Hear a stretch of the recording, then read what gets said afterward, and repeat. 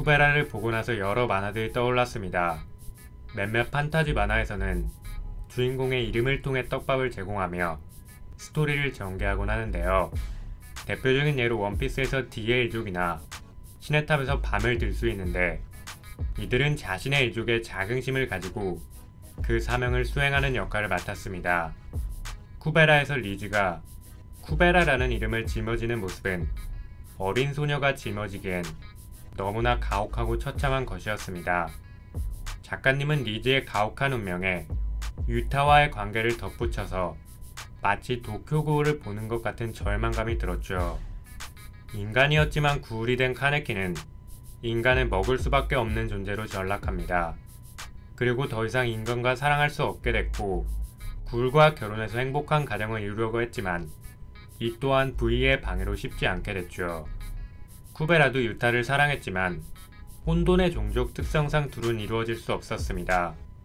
이 가혹한 운명을 보고 있자니 구울 특성상 일상적인 삶을 추구하지 못했던 카네키 켄이 떠올랐죠. 그리고 수라들이 대기 타다가 도시를 습격하는 모습은 마치 진격의 거인을 보는 것 같았습니다. 쿠베라 2부까지는 거의 디펜스 위주로 스토리가 진행되면서 힘없는 인간들의 절망적인 상황을 처절하게 묘사했죠. 그리고 언제 통수 칠지 모르는 아샤가 쿠베라와 불편하게 동행하는 모습은 마치 신의 탑에서 밤과 라엘이 함께 다니는 모습이 연상됐습니다. 그리고 쿠베라만이 가지고 있는 섬세한 감정 표현 기법은 마치 블랙 베이모스나 치즈 인더트를 보는 것 같았죠.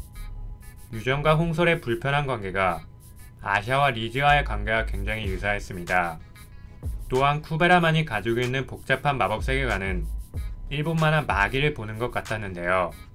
마기와 쿠베라의 공통점이 있다면 둘 다 선악이 뚜렷하지 않고 선과 악이 계속 바뀌면서 악역 전환이 굉장히 활발하다는 것이었습니다.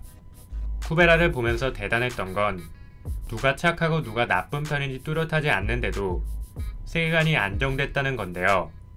작가님은 이것에 논리성을 부여하여 각각의 사건마다 정당성을 잘 제공해서 스토리의 개연성이 굉장히 뛰어나다는 느낌을 받았습니다. 노블레스는 세계관이 한정된 경향이 있고, 가드 오브 하이스쿨은 세계관을 무리하게 확장시키다가 라그나로크에서 신들이 제 역할을 하지 못한 채 에피소드가 끝난 경향이 있습니다. 그나마 신의 탑이 세계관의 짜임새가 탄탄하고 스토리의 개연성도 높아서 명실상부한 원탑으로 자리잡고 있는데요. 떡밥 회수 능력만큼은 쿠베라를 따라올 웹툰이 없다고 생각합니다. 아샤와 비슈누 관련 스토리는 소름 돋을 정도로 깔끔하게 회수했고요. 얼마 전 브릴리스와 아그니 스토리는 경악할 정도로 놀라웠습니다. 간다르바가 선역으로 전화하게 되는 과정도 정당성을 부여하는 데 성공했고요. 마루나가 선역으로 돌변하게 되는 계기도 깔끔하게 잘 설명했죠.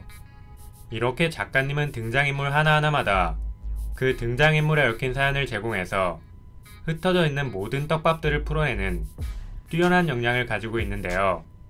신의 탑에서는 에피소드가 끝나면 떡밥 회수가 잘 안되고 버려지는 캐릭터들이 많다는 점에서 이 부분만큼은 쿠베라가 신의 탑보다 뛰어났다고 생각합니다. 하지만 전 이게 오히려 쿠베라의 단점이 될지도 모른다는 생각이 들었습니다.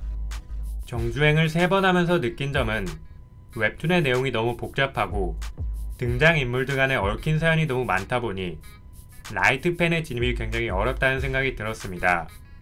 차라리 신의 탑처럼 지나간 등장인물들은 죽이거나 잠깐 사라지게 만들어서 중요한 캐릭터들에만 비중을 줬다면 이렇게까지 만화가 번잡해지진 않았을 것 같습니다.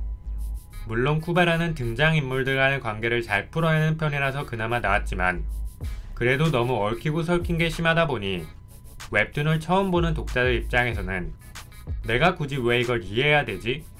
라는 생각이 들었을 수도 있을 것 같습니다.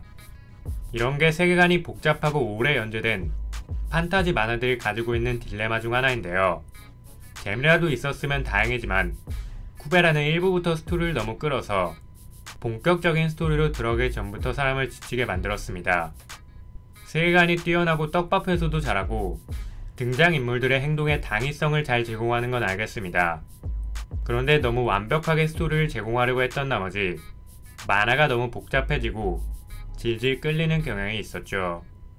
차라리 덴마처럼 세계관에 관련된 내용만 연재했다면 정주행하면서 이 정도로 지치지 않았을 텐데, 쿠베라는 모험형 스토리도 넣어야 됐고 일상 요소도 넣어야 됐으며 개그 요소도 넣어야 됐습니다.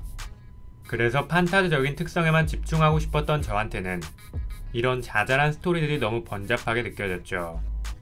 하지만 이건 제 개인적인 취향이므로 이 뛰어난 세계관을 가진, 뛰어난 스토리를 가진, 뛰어난 감정 표현 기법을 가진 쿠베라를 마냥 비판할 수는 없었습니다. 쿠베라의 현재 순위를 보면 S급 웹툰이라고 말하긴 어렵지만 이 정도면 훌륭한 만화의 의문의 여지가 없습니다. 8년 넘게 연재할 정도면 세계관이 고갈되거나 스토리가 진부하게 느껴지기 마련인데, 쿠베라는 아직까지 세계관의 확장성이 무궁무진하다는 게 그동안 스토리를 얼마나 잘 이끌어왔고 세계관을 얼마나 잘 형성해왔는지를 뒷받침해주는 증거였죠. 이 웹툰을 보다 보면 마치 철학을 공부하는 듯한 신기한 기분이 드는데요. 웹툰이 완결됐을 때 아리스토텔레스가 될 수 있을지를 기대하며 리뷰를 마치도록 하겠습니다. 감사합니다.